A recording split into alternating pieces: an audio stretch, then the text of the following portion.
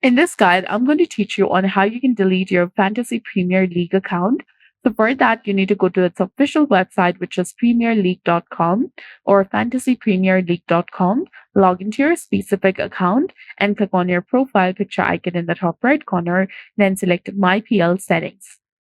From the page that appears, click on Manage Account, which is in the left-hand side below the interest option. Now from the Manage Account section, you'll get the option of Sign Out and Delete Account.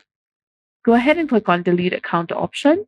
So if you're sure that you want to delete account, click on Delete Account option. Now you'll be taken to a new page.